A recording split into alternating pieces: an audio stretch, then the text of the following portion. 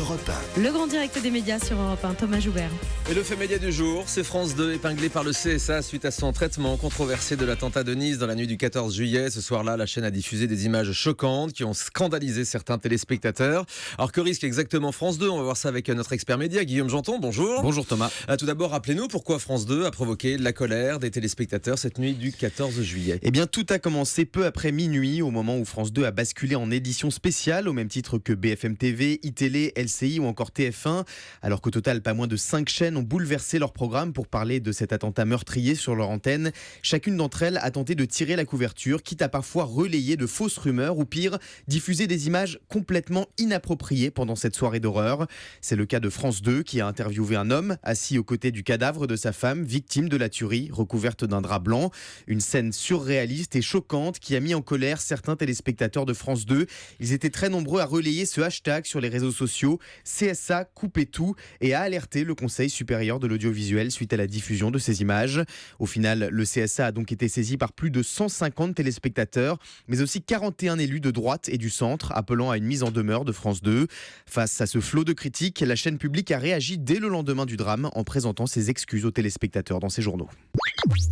France Télévisions tient à présenter ses excuses à ses téléspectateurs. Au cours de la nuit dernière, en effet, l'édition spéciale de France 2, consacrée à ces événements dramatiques, a diffusé un reportage montrant des témoignages et des images choquantes.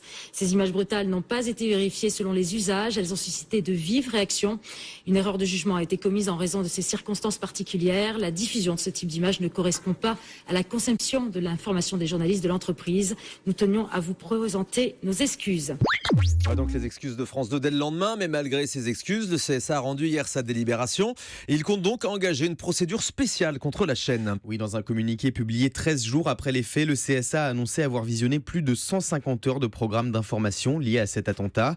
Si aucun manquement caractérisé aux obligations légales n'a été relevé sur les autres chaînes, le CSA a fait part de son intention de sanctionner France 2 en saisissant le rapporteur indépendant placé auprès du Conseil.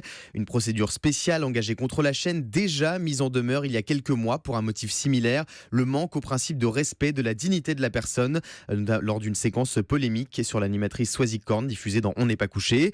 Alors même si le CSA a la main sur la décision finale et sera libre de trancher suite aux recommandations du rapporteur indépendant, le fait même de le saisir prouve que le Conseil supérieur de l'audiovisuel envisage sérieusement de pénaliser France 2, une sanction qui pourrait aller de la mise en demeure à la suspension temporaire d'un programme en passant par une sanction pécuniaire. Et suite à la diffusion de ces images choquantes, le CSA a aussi pris la décision de rédiger une charte déontologique. Oui, un code de bonne conduite relatif à la couverture audiovisuelle des actes terroristes dont l'élaboration doit se faire, je cite, aussi rapidement que possible.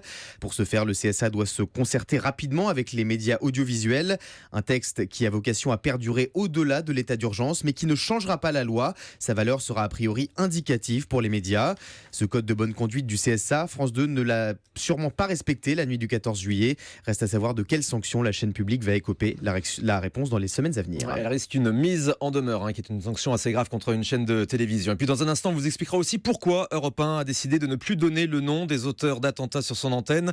C'est aussi le cas de BFM TV, de France 24 ou encore du journal Le Monde. Nicolas Escoulan, le directeur de la rédaction d'Europe 1, viendra vous expliquer le point de vue d'Europe 1 dans cette histoire d'anonymat réclamé pour les auteurs d'attentats, afin évidemment de ne pas les glorifier et de ne pas les mettre en valeur. Merci Guillaume Janton, on vous retrouve tout à l'heure pour le journal des médias.